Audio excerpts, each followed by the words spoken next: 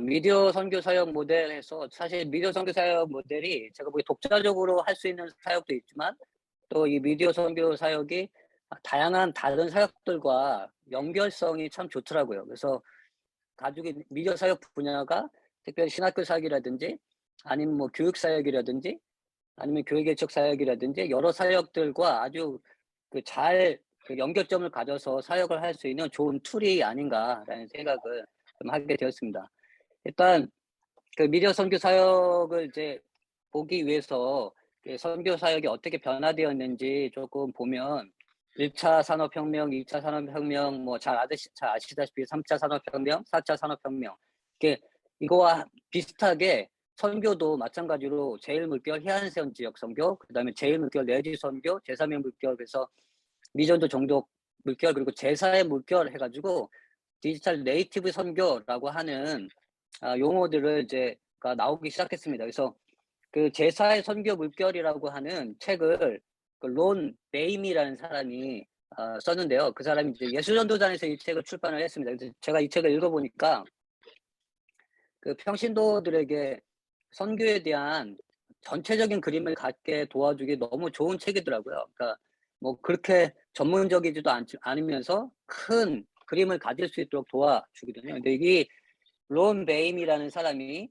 제사의 물결이라고 얘기하면서 그 새로운 세대를 위한 선교가 이제 앞으로 시작될 것이다라고 얘기를 합니다. 그게 이제 4차 혁명과 그 연결되어서 맞물려서 있을 것이다라고 이야기를 합니다. 그래서 그 사람이 그 책에 7가지 제사의 물결, 그러니까 선교의 제사의 물결의 7가지 특징을 이제 이야기를 합니다. 그래서 보니까 우리가 요번에 그 코로나 팬데믹을 거치면서 너무 자연스럽게 제4의 선교의 물결에 우리 선교사님들이 밀려 들어갔다라는 생각이 들더라고요. 그래서 그 사람이 이제 뭐라고 얘기를 하면 제4의 선교의 물결의 7가지 특징은 모든 연령대, 모든 국적, 모든 사람에게 그다음에 모든 삶의 영역에서 모든 신자들이 선교사가 되고 그리고 혁신적인 기술을 사용하고 관계적 접근을 통해서 선교가 이루어질 것이다라고 하는 그 7가지 특징을 이제 이 사람이 이제 이야기를 합니다. 여기서 보면 모든 연령, 모든 국적, 모든 사람에게, 모든 삶의 영역에서 모든 신자들이 선교사가 된다라고 하는 어떤 이 모든이라고 하는 것이 초연결이라고 하는 제 4차 산업혁명과 아주 밀접한 관련을 가지고 있는 거죠. 그러니까 초연결이 가능하기 때문에 모든이라고 하는 연결성을 가질 수 있는데 그 4차 혁명에 나오는 혁신적인 기술 그리고 그것이 그 초연결성으로 말미암아 그 관계적 접근이 용이한 상태에 들어갈 것이다라고 이제 이야기를 합니다.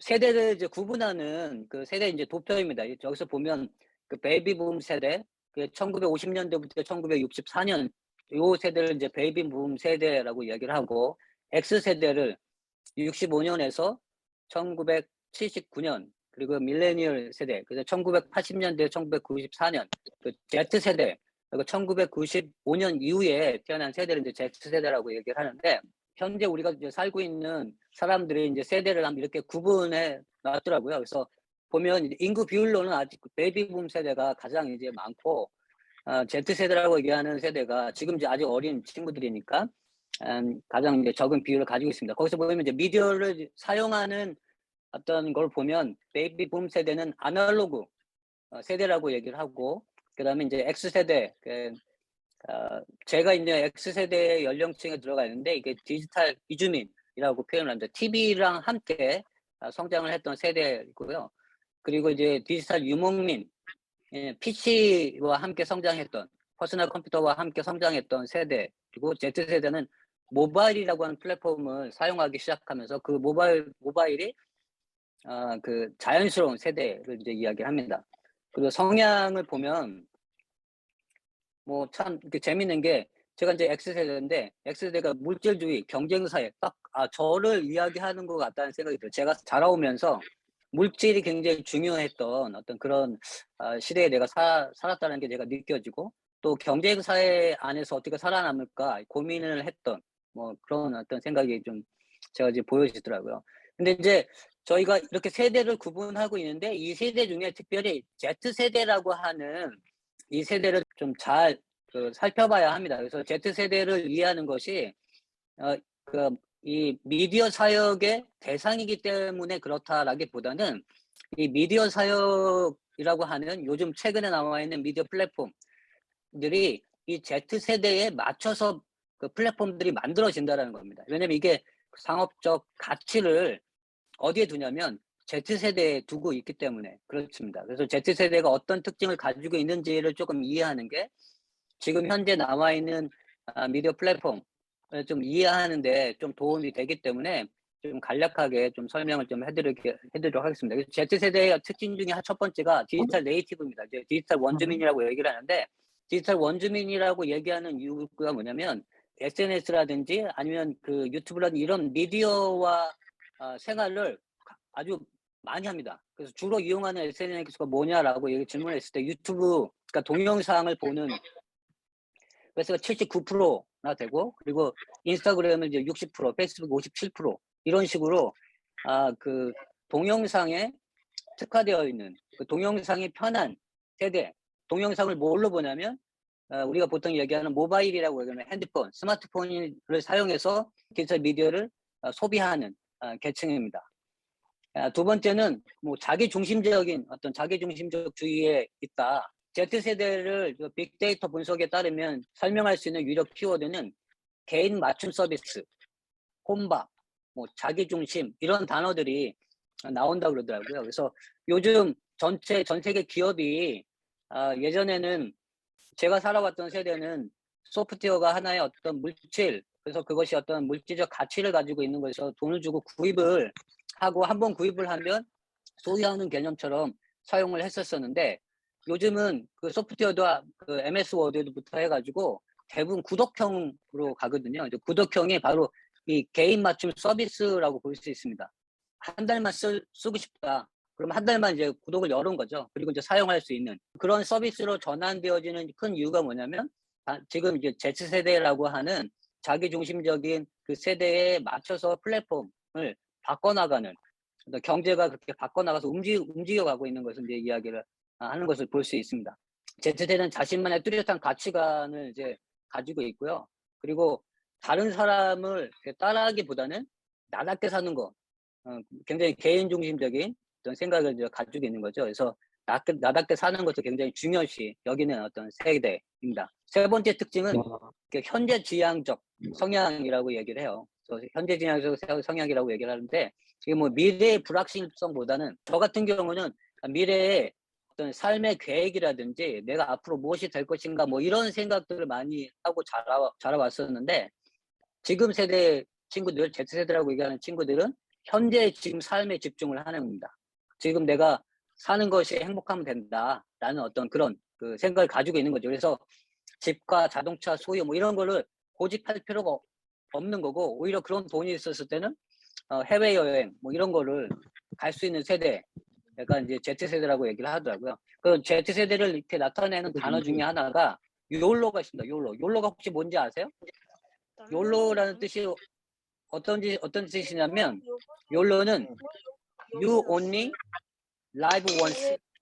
그 소확행은 소소하지만 확실한 행복. 그 소확행이라고 합니다. 그래서 이제 Z세대가 나타내고 있는 특징 중에 하나가 그 소소하지만 확실한 행복. 지금 현재 내가 현재 즐거움을 찾고 현재 즐거움을 누리는 것이 중요한 세대라고 얘기를 합니다. 또 한 가지는 네 번째 특징은 이제 윤리 중시인데 이게 사실 제가 이게 참 이해가 안 돼가지고 제가 생각하는 윤리 개념하고 Z세대가 생각하는 윤리 개념이 틀려가지고 처음에 이제 이해가 많이 안 됐던 건데 윤리 중시라고 얘기하는 게 뭐냐면 그냥 가치 소비라고 하는 겁니다. 그래서 어떤 소비를 할 때 그 기업이 환경을 위한 기업이라든지 아니면 뭐 에이즈 퇴치를 위한 어떤 그 활동을 많이 하는 기업이라든지 그런 기업들을 중심으로 그 소비를 하는 겁니다. 자신들도 어떤 윤리적인 활동에 포함돼서 함께 한다라는 개념 어떤 사고 생각을 가지고 살아가는 세대가 바로 이제 Z세대라고 이야기를 합니다. 지금 이렇게 Z세대에 대한 4가지 특징을 이제 말씀을 드렸는데 이 4가지 특징이 결국은 현재 만들어져 있는 플랫폼하고 아주 깊은 관련성을 다 모두 가지고 있습니다. 그래서 플랫폼들이 이 Z세대의 특징에 맞춰서 플랫폼을 계속 개발하고 앞으로 시장이 이제 확대되어 나가는데 그 시장 경제가 원활하게 돌아가고 경제의 새로운 어떤 시장을 만들어내는데 이 Z세대에게 초점이 맞춰져 있는 것을 좀 볼 수가 있습니다. 그래서 지금 이게 이제 글로벌 웹 인덱스라고 하는 곳에서 그 플래그십 그 2020년 리포트에 나와 있는 내용입니다. 이제 이게 뭐냐면 미디어가 얼마나 2020년 코로나 이후에 얼마나 소비되어졌는지, 어디서 얼마나 소비되어지는지를 이제 보여주는 그 연령대 안에서 어떻게 소비되어지는지를 좀 보여주는 어떤 도표입니다. 여기서 보면 재밌는 게 그 라틴 아메리카가 제일 많지만 그 아프리카 상당히 많은 퍼센티지를 지금 차지하고 있는 것을 아마 보실 수 있을 겁니다.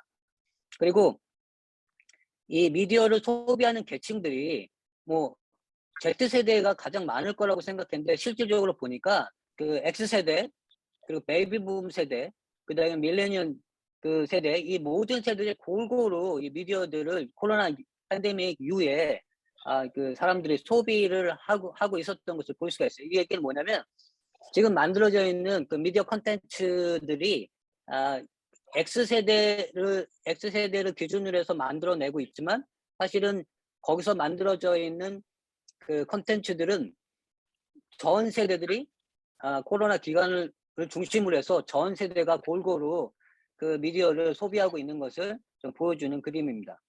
그 2020년에 아프리카에서 가장 많은 소셜 미디어를 사용한 나라가 어디일까요? 한번 맞춰보세요. 짐바브웨. 짐바브웨. 짐바브웨 남아공. 나왔습니다. 남아공. 네, 남아공 나왔습니다. 나이지리아. 아유, 맞습니다. 나이지리아입니다. 나이지리아가 서브 아프리카 나이지리아가 그 소셜 미디어를 가장 많이 소비한 나라라고 그러더라고요. 이걸 보시면 전 세계거든요. 전 세계. 전 세계 안에 가장 미디어를 많이 소비하는 나라가 필리핀이에요. 나이지리아가 2위입니다. 2위. 그 지금 아프리카 남아공 그러니까 이게 지금 시간입니다. 3시간 42분. 하루에 미디어 그 소셜 미디어 들어가 있는 시간이 나이지리아가 3시간 42분이 되고요. 남아공은 3시간 32분. 그리고 케냐가 그 나이지리아 다음을 따라가는데 3시간 34분. 그리고 가나가 3시간 13분. 지금 아프리카권이 상당히 높은 그 미디어를 그 소셜 미디어 시간에 투자하고 있는 것을 볼 수가 있습니다. 그래서 많은 분들이 아니 아프리카에 미디어 사역이 필요할까? 아직 많은 사람들이 그걸 사용을 못 하고 있을 텐데라는 생각을 가지고 있는데 실질적으로 보면 굉장히 많은 사람들이 사용을 하고 있습니다. 이게 글로벌 그 에버리지를 보면 글로벌 에버리지가 어떻게 되냐면 글로벌 평균이 2시간 26분입니다. 그러니까 2시간 26분에 비해서 상당히 많은 시간들을 아프리카의 주요 국가, 특히 서부 아프리카, 나이지리아, 그 남부의 남아공, 그 다음에 동부의 우리 그 케냐, 아프리카 중심되어지는 국가들 몇몇 국가에서 이미 엄청나게 많은 시간을 미디어를 사용하고 있습니다. 인터넷을 사용하고 소셜 미디어를 사용하고 있는 것을 볼 수 있습니다. 그러니까 세계는 지금 어떻게 서로 연결하고 있나? 그 스마트폰이 전 세계에 사용하고 있는 퍼센티지가 84.72%라고 합니다. 그리고 모바일 폰을 사용하고 있는 사람들이 91.54%. 그러니까 전세 80% 이상. 그리고 핸드폰을 사용하고 있는 숫자가 90% 이상을 차지하고 있는 것을 볼 수가 있습니다. 그 모바일을 통해서 인터넷에 연결해가지고 하는 사람의 숫자가 10억이에요, 10억. 인터넷을 사용하고 있는 숫자는 실질적으로 보면 한 8억밖에 안 돼요. 2억이라는 숫자 정도가 더 인터넷을 사용하고 있는데 그거는 한 사람이 2번씩 접속하기도 하고 여러 디바이스가 있으니까 저만 생각 보더라도 제가 이제 핸드폰이 있죠. 그 다음에 이제 타블렛 디바이스가 있고 그 다음에 또 컴퓨터 디바이스가 있지 않습니까? 그래서 여러 디바이스로 접속을 하기 때문에 지금 현재 있는 사람들보다 숫자보다 훨씬 더 많은 숫자들이 지금 인터넷에 연결을 하고 있습니다. 이런 의미에서 피지컬한 공간 안에서 상업을 해왔던 사람들의 그 상업 경제 활동이 지금 현재 모바일로 옮겨가고 있는데 경제가 돌아가고 있는 세상보다 더 활발한 경제가 돌 것이다라고 예상하는 이유가 뭐냐면 대부분 인터넷 접속하는 사람들이 자기 아바타를 가지고 아니면 아이디를 가지고 접속을 하잖아요. 근데 이 아이디를 가지고 접속하는 사람들이 아이디를 하나만 가지고 있는 게 아니라 두세 개씩 가지고 있는 사람들이 상당히 많다라는 거죠. 그 경제가 돌아가는데 사람이 많으면 많을수록 경제가 더 활발하게 돌아가지게 되어지는데 더 많은 이윤을 남기게 되어지는데 그렇게 접속하는 사람이 다양한 아이디로 다양하게 많은 시간을 접속하기 때문에 더 큰 시장을 만들어낼 수 있다고 얘기를 하더라고요. 그래서 전 세계 경제가 모바일로 이전에 가는 큰 이유 중에 하나가 이겁니다. 그래서 또 이게 모바일이 인터넷이라고 얘기하고 있는 지금 현재 온 세상을 연결하고 있는 것을 좀 알 수가 있습니다. 그럼 이제 아프리카는 어떤가? 아프리카 상황을 조금 봐야 되는데 아프리카 상황을 보면 이게 GSM이라고 하는 이게 글로벌 시스템 포 모바일 커뮤니케이션이라고 하는 어소시에이션에서 리포트를 낸 건데 이 GSM은 사실 모바일 표준을 만들어내는 곳이거든요. 이 표준을 만들어내는 곳에서 나온 어떤 그 결과물이 어떻게 되냐면 이게 지금 사하라 이남 아프리카만 이야기하고 있는 겁니다. 1920년 코로나가 시작됐을 때 모바일 시장이 9.3%로 성장을 합니다. 그리고 코로나가 최절정에 있었을 때 무려 12%나 성장을 합니다. 그러니까 12%나 모바일 시장이 급격히 성장하는 걸 볼 수가 있고 그리고 이게 2021년 보고서인데 2022년에는 5.3% 그 이후로 계속 2%에서 한 3% 정도의 성장을 볼 것이라고 이야기를 합니다. 그래서 사실 사하라 이남 아프리카도 그동안은 그 랜드라인 기반의 어떤 시절이 굉장히 부족했기 때문에 사람들이 연결하는 데 어려움을 가졌지만 그러나 모바일로 옮겨가면서 사람과 사람들이 더 쉽게 연결이 될 수 있게 되었고 또 그것이 코로나 팬데믹이 모바일 시장을 급격하게 성장하도록 만드는 어떤 그런 계기가 되었다는 거죠. 그 2021년 전 세계 지금 GSM에서 나와 있는 그 보도를 보면 전 세계 모바일 시장이 어떻게 성장했는지를 이제 보여줍니다. 보면 여기 뭐 5.3%, 뭐 9.1%, 유럽은 이제 1% 정도 성장 했다고 얘기를 하고 있는데 아프리카만 보세요. 아프리카만 보면 남부아프리카를 제외하고는 17%, 21%, 10% 엄청나게 많은 그 10% 이상의 성장을 보이는 것을 볼 수가 있습니다. 이 코로나가 아프리카에 특별히 모바일을 통한 인터넷 온라인 접속을 만들어내는데 큰 역할을 한 것을 좀 볼 수가 있고요. 그리고 2021년 그 아까 얘기했던 GSM에서 리포트를 보면 2020년 28%, 30% 모바일을 통해서 인터넷을 사용하고 있는 퍼센티지들이 지금 올라가고 있는 거죠. 2025년에는 약 40% 가까이가 아프리카에서 쓸 것이다 라고 이제 이야기를 예상을 하고 있습니다. 그리고 스마트폰을 지금 얼마나 사용하고 있냐를 보면 2020년 현재 이제 40%라고 44% 이렇게 얘기를 하고 있는데 48% 얘기를 하고 있는데 2025년에는 이제 절반이 넘은 64%까지 성장할 거라고 이야기합니다. 그래서 여기 보면 이제 중부, 서부, 남부, 동부 아프리카가 이렇게 성장을 할 것이라고 보니까 에티오피아는 따로 이게 이제 사하라 이남이니까 에티오피아는 이제 좀 위쪽에 있지 않습니까? 그래서 에티오피아를 따로 이렇게 표현을 했더라고요. 그래서 보면 스마트폰을 통해서 인터넷이 연결되어지는데 거기에서 사하라 이남 아프리카 3개 국가를 이제 이야기를 합니다. 그 중에 나이지리아가 인구가 가장 많은 곳이기 때문에 엄청난 이제 수익을 창출하는 장소로 이제 이야기를 하고요. 그 다음에 남아공, 그 다음에 케냐 이렇게 세 나라, 그래서 서부, 남부, 중부 아프리카의 어떤 중심 어떤 국가로 모바일 시장 경제를 이끌어갈 국가로 이제 이야기를 합니다. 그러다 보니까 선교 사역 부분에 있어서도 경제가 움직이는 곳에 대부분 돈이 움직이는 곳에 사람도 함께 움직여 나가는 것이기 때문에 저희가 사람과 많이 접속하고 사람과 많이 만날 수 있는 장소를 어떤 이제 모바일 공간이라고 하는 인터넷 공간이라고 하는 부분에 저희가 이제 사역을 서서히 준비해야 되지 않나 그런 상황에 놓여 있지 않나 생각을 가지게 됩니다. 스마트폰을 가지고 데이터를 그러니까 2020년 현재 2.2기가를 사용을 한대요. 아프리카에서 개인이. 한 달에. 지금 전체적으로 사하라 이남 아프리카 전체 안에 약 한 사람당 2.2기가를 소비하고 있고, 그게 2026년에는 앞으로 6년 후에는 약 4배가 많아진 한 달에 9기가를 사용할 거라고 예상하고 있어요. 그 이유는 미디어, 특별히 동영상을 중심으로 하는 미디어 콘텐츠들이 많아질 거고, 그리고 그 콘텐츠들을 소비하기 위한 당연히 이제 그 콘텐츠를 소비해야 되기 때문에 그 데이터량이 그만큼 많아질 거라고 예상을 하고 있습니다.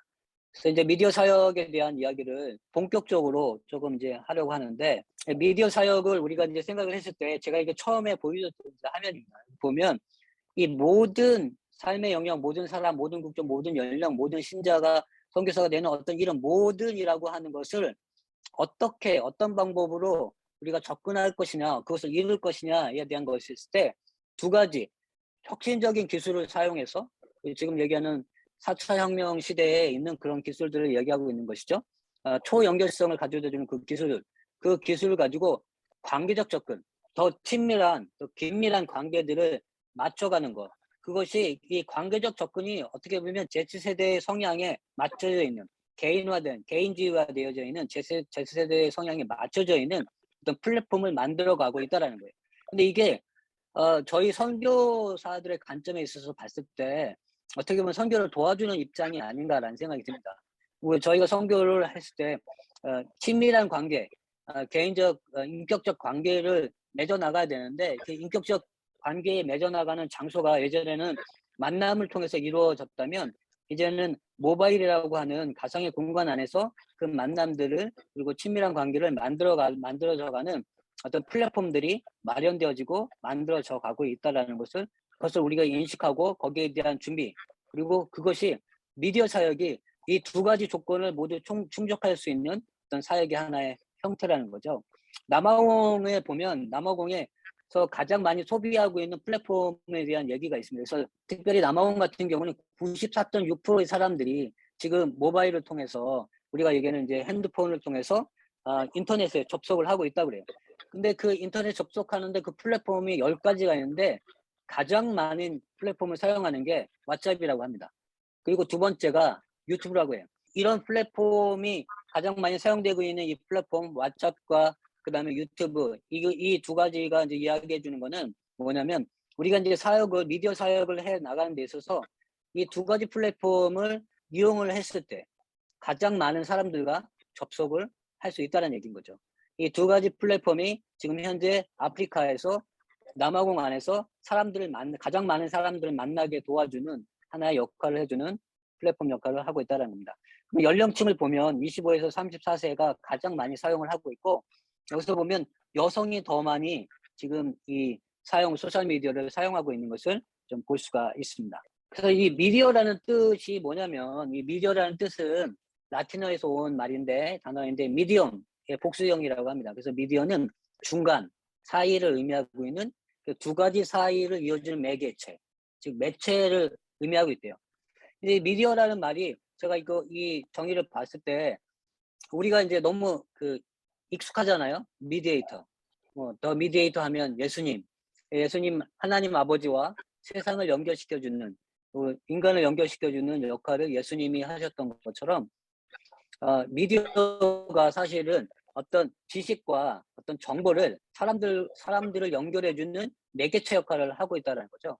우리 선교사님들도 마찬가지로 복음이신 예수님과, 그리고 복음이 필요한 사람들을 연결해주는 사람들이 바로 선교사인 것처럼, 우리가 이 미디어를 잘 이용한다면 우리 사역, 지금 현재 진행하고 있는 사역을 아주 효과적으로 진행해 나갈 수 있을 거라고 생각이 듭니다. 미디어 사역을 생각할 때 저희들이 조금 이렇게 생각해야 될 부분이 있는데, 첫 번째가 뭐냐면 미디어 자체가 바로 메시지다. 그러니까 그 얘기 뭐냐면, 많은 사람들이 미디어를 어떤 하나의 중립성을 가지고 있는 어떤 그런 곳으로 생각하는데, 사실 미디어가 중립성을 가지고 있기보다는 어떤 그 미디어 자체가 어떤 메시지를 가지고 있다라는 거예요. 마샬 맥루한이라는 사람이 뭘 얘기하냐면 핫 미디어와 쿨 미디어를 이제 이야기를 합니다. 그래서 핫 미디어, 쿨 미디어.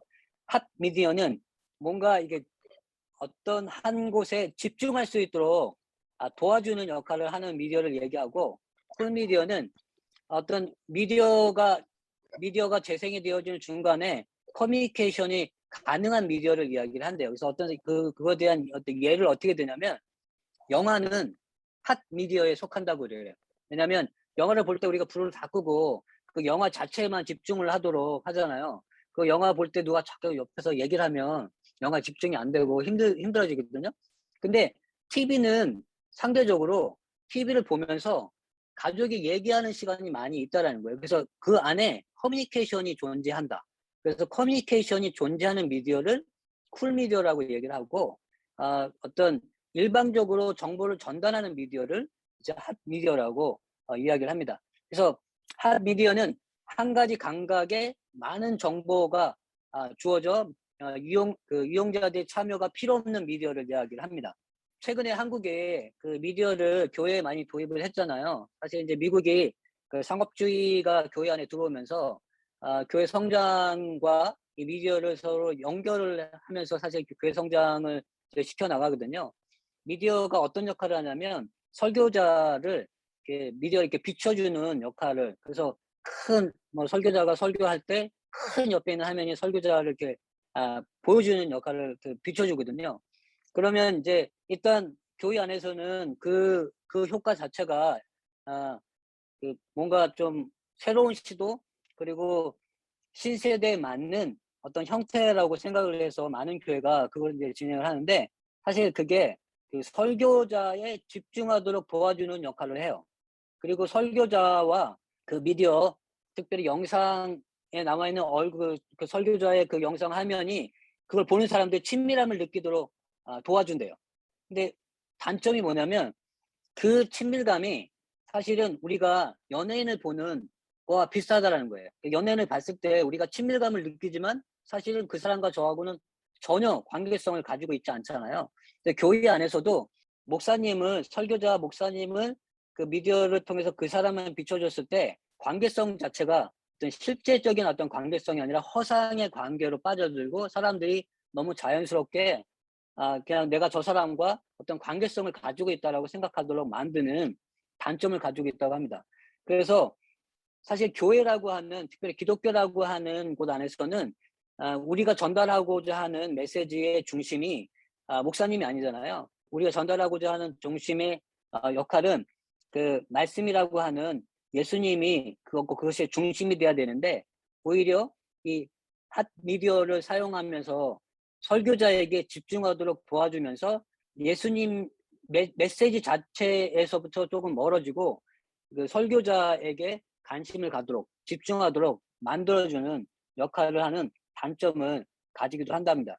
그렇기 때문에 되도록이면 핫 미디어라고 얘기하는, 뭔가 그 핫 미디어 안에서 쿨 미디어로 조금 변환을 시켜줘야 되는 역할을 해야 되는데, 그 설교자의 메시지에 집중할 수 있도록 메시지 내용을 그 큰 화면에 띄운다든지 이런 식으로 해서 청중들이 메시지에 집중할 수 있도록 도와주는 미디어가 그렇게 역할을 해야 된다라고 얘기를 합니다. 왜냐하면 미디어가 가지고 있는 어떤 힘이 뭔가 팬을 만들어내고 사람들에게 한 곳에 집중하도록 하는 어떤 힘을 가지고 있기 때문에 그렇습니다.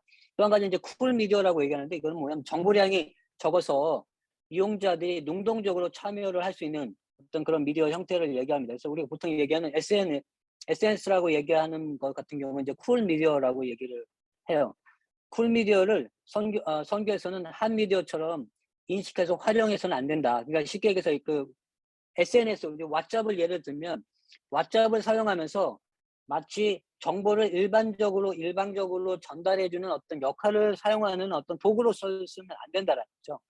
그 SNS를 사용하는데 정보를 일방적으로 전달했을 경우 어떤 역효과가 나타나냐면, 정보를 받아들이는 집단이 소통이 안 되는 그룹이라고 생각을 하게 된다는 거예요. 그래서 부정적인 어떤 집단으로 생각을 하게 만들어주는 역할을 한다는 거죠. 그래서 보통 우리가 왓츠업이라는 것을 사용했을 때, 그런 그 플랫폼을 사용했을 때는 그거는 쿨 미디어의 어떤 플랫폼인데, 그리고 그 쿨 미디어의 플랫폼이 가지고 있는 메시지, 그것이 그 전달이 반대로 되어졌을 경우 부정적인 반응을 충분히 일으킬 수 있다라는 거죠.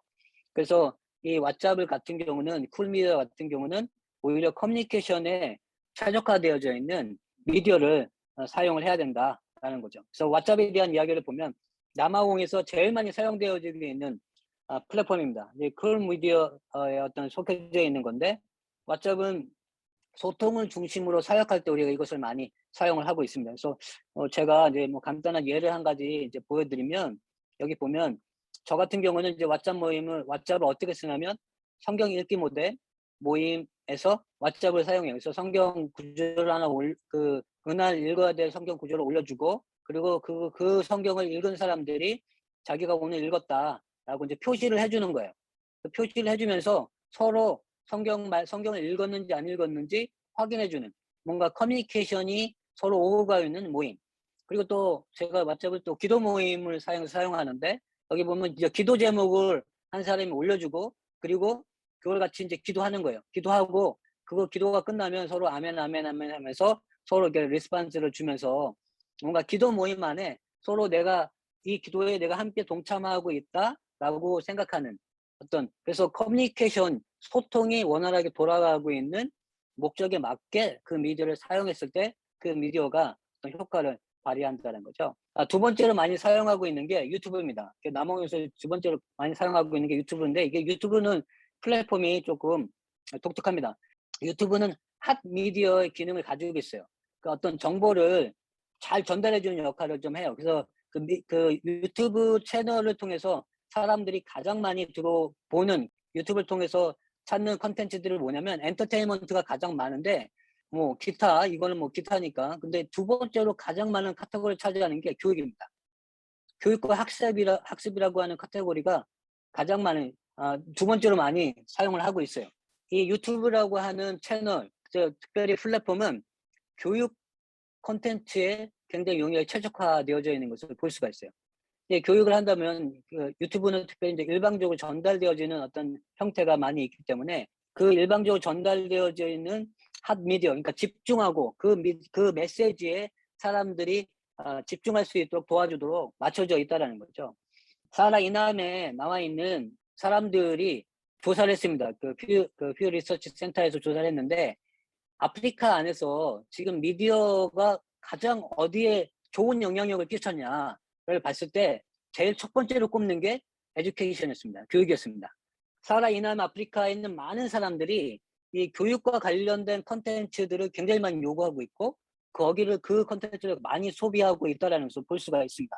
그래서 아프리카에서 선교 사역을 생각하고, 특별히 그 새로운 미디어 사역을 생각을 했을 때, 이 교육과 관련된 컨텐츠, 특별히 이제 교육과 관련된 사역을 하고 계신 선교사님들, 근데 저희가 뭐 교회 사역을 하든 신학교 사역을 하든 여러 사역들이 사실 교육이라고 하는 것에서 떨어질 수 없지 않습니까? 그래서 그거와 관련된 콘텐츠들을 개발하고 만들어내는 것이 사실 사하라 이남 아프리카 그 선교사에게 굉장히 필요한 역할을 하는 것을 우리가 좀 볼 수가 있습니다. 이게 이제 모바일로 그 사람들이 이제 접속하는 것을 이제 볼 수가 있는데, 여기서 보면 모바일로 인터넷을 접속하고 있는, 특별히 비디오를 보고 있는 유튜브 채널을 보는 사람들이 대부분 뭐로 보냐면 핸드폰으로 본다는 거예요.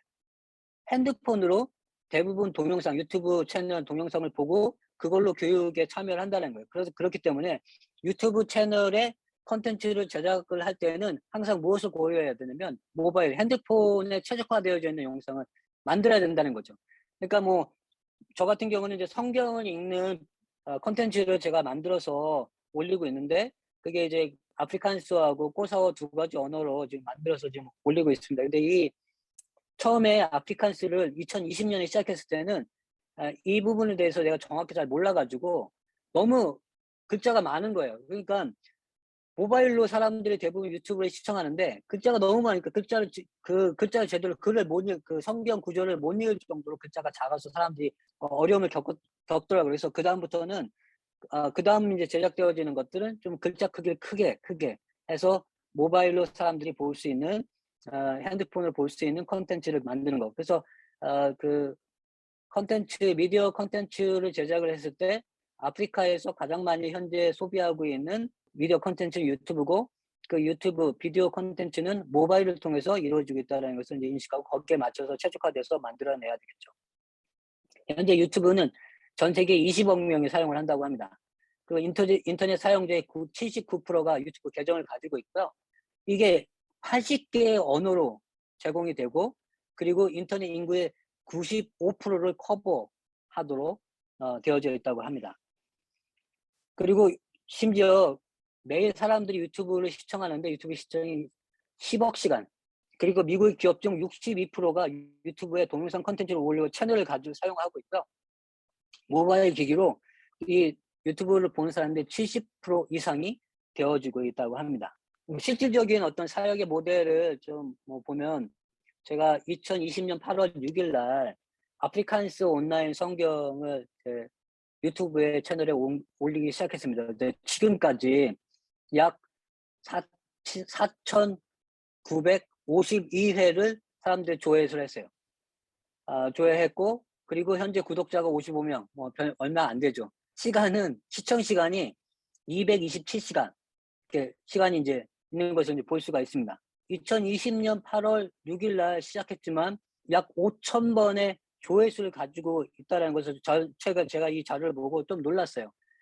보면 연령대를 보면 너무 재밌는 게, 마찬가지로 약 20세에서 34세의 연령층이 온라인 아프리칸스 성경을 보고 있는 것을 볼 수가 있고요.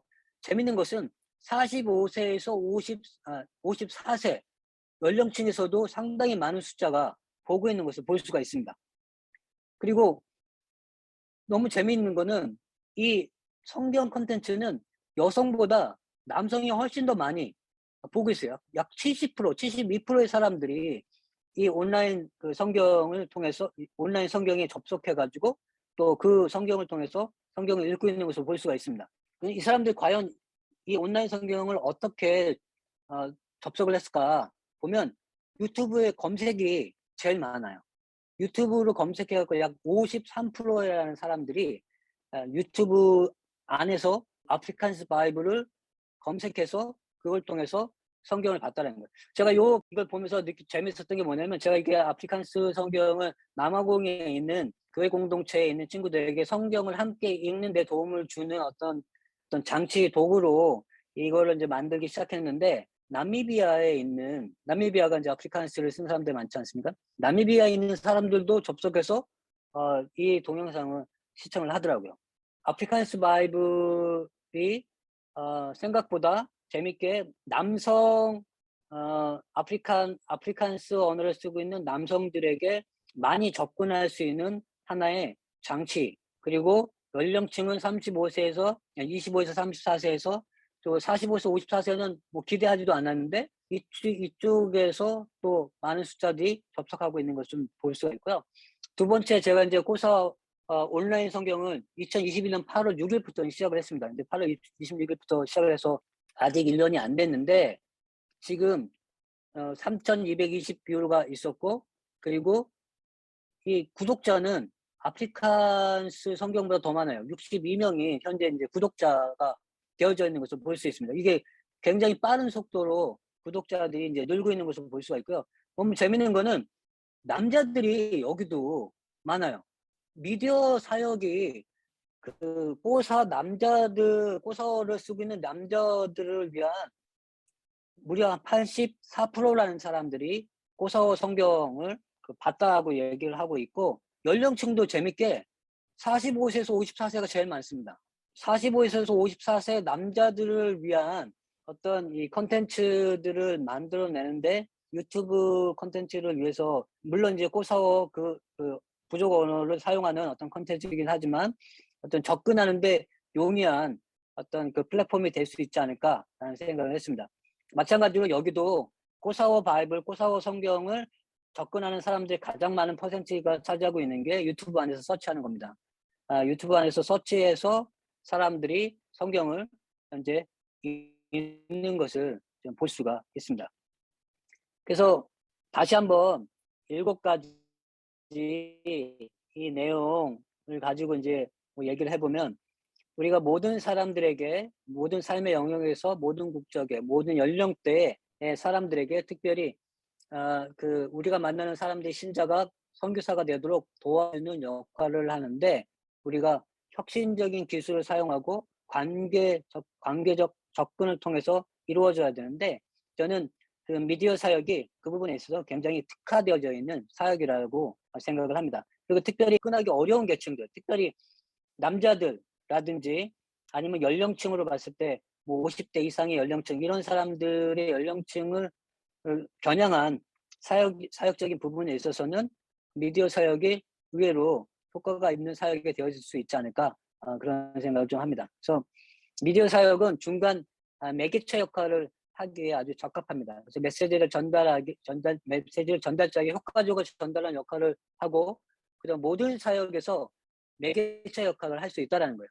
그래서 미디어 단독 사역, 뭐 제가 한 것처럼 성경을 제작하고 만들어 가지고 보급하고 또 그걸 통해서 같이 성경을 읽을 수 있도록 도와주는 역할을 하는 사역을 할 수도 있는 반면, 또 주사역, 보통 우리가 얘기하는 여성 사역, 가정 사역, 그다음에 이제 뭐 신학교 사역, 그다음에 청소년 교육 사역, 뭐 여러 가지 사역들 있지 않습니까? 그 사역들의 메시지를 피선교자들에게 전달할 수 있는 보조 사역 도구로 충분히 사용되어질 수 있는 어떤 사역의 형태가 미디어의 사역이 아닌가라는 생각이 듭니다. 예, 여기까지 마치도록 하겠습니다. 네, 감사합니다.